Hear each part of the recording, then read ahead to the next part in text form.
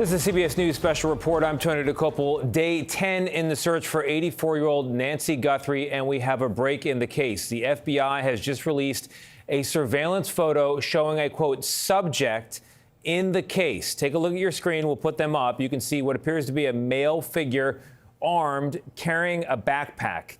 These photos are isolated images. They were taken from Nancy Guthrie's home surveillance camera. The FBI says they are seeking to identify this man, and they consider him a subject, not a suspect as of yet, not a person of interest as of yet either. The quote from the tweet from Kash Patel, the director of the FBI, was that law enforcement had uncovered these previously inaccessible new images showing an armed individual appearing to have tampered with the camera at Nancy Guthrie's front door on the morning of her disappearance. You're looking at that individual now. If you have information, contact the FBI or the Pima County Sheriff's Department as soon as possible. Absolutely chilling photos. I'm here with Anna Schechter, who is a producer in our Crime and Public Safety Unit. Anna, thank you very much for being here. You're processing these images in real time, as I am. What stands out to you? Well, the fact that he's wearing a mask, covering his hands, so he was ready. He did not want to leave DNA. He did not want his face recognizable. So speaks to that. Also, I find it interesting, we're 10 days out, and we know that technology companies were working with law enforcement. So it took them this long to obtain this image because an initial search of the surveillance camera footage did not yield an image like this. Why do they call this individual a subject and not a suspect? Because the general public's going to see this and say, what kind of person in that kind of outfit comes to someone's door at that hour of the night? That's a good question, but typically before they have more information, they're going to call him a subject. They're going to say, we want to talk to him. Then once they talk to him, they get more evidence together. At that point, it turns into person of interest, and then suspect. That's the rung above that. And then at this point, as the public takes in these images and begins to ask themselves, do I recognize this person? Do I recognize the clothes, the hat, the gloves, any identifying detail?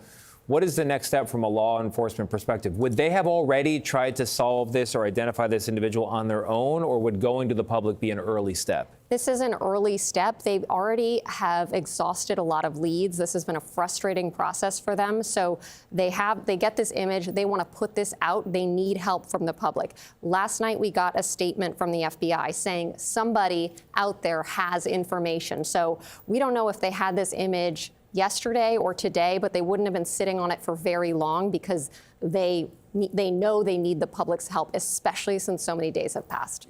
Asking the public's help by posting pictures, that's old-fashioned from a law enforcement perspective. We also live in a world of new technologies. These were recovered images. There is AI now that can identify people in some cases based on their gait, based on their body type, their carriage. What's possible? What do we know could be possible in terms of what happens next in that department? Well, it's a great question because you can't see his face, but you can see his body build in one of those images where it's a bit of a wider shot. And so people are going to be on the lookout for that. You also see the specific type of backpack. You see a specific type of zipper on the front of the jacket. All those little clues are going to help people be on the lookout or just go back and try to think back. Did they see anything suspicious Saturday night into Sunday into Monday? Yeah, and the gloves themselves, I don't know if they're rubber, if you can tell. While you're pondering that, I want to go to Jonathan Vigliotti, who's been on the ground there in Arizona and following this investigation.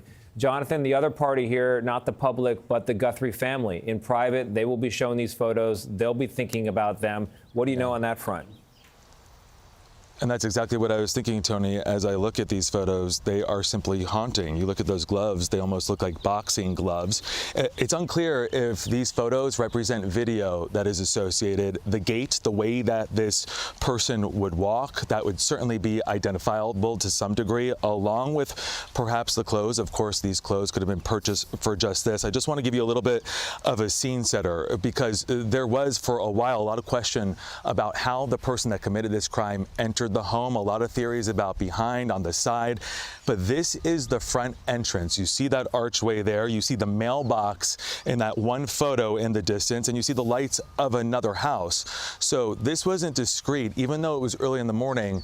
This was a bold attempt. There is something in his hand. I can't quite make that out. And then the next question, we have these photos, but how did this person, not of interest, but obviously a lot of interest surrounding this person, flee this property? What vehicle may this person have been in? We do know, speaking with officials, they have been combing the area, the perimeter surrounding what really is an island of a neighborhood here, retrieving traffic camera video. They are trying to weave all of that together so they can identify not just a car at that time, but where did that car go? What other traffic cameras did it pass by? And when I spoke with the sheriff, and the FBI is also confirming this, as of now, there is no solid lead on a car of interest, but clearly a subject here of interest, and a terrifying one at that, Tony. All right. Well, Anna, thank you very much again to you. Jonathan Vigliotti, you'll have more tonight on the CBS Evening News. To the public joining us in progress here, these images on your screen were just released by the FBI. They are images of an armed man hauntingly outside the home of Nancy Guthrie. 4 images in all recovered from a home security camera, a surveillance camera. They thought these images were lost. They are not. The man appears to have tampered with the camera, according to the FBI. Again, this is the front door, the front entranceway of Nancy Guthrie, as we are in now day 10 of the search for her vanishing February 1st in the early morning hours.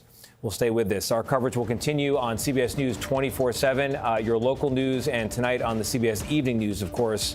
This has been a CBS News special report. I'm Tony DeCopo.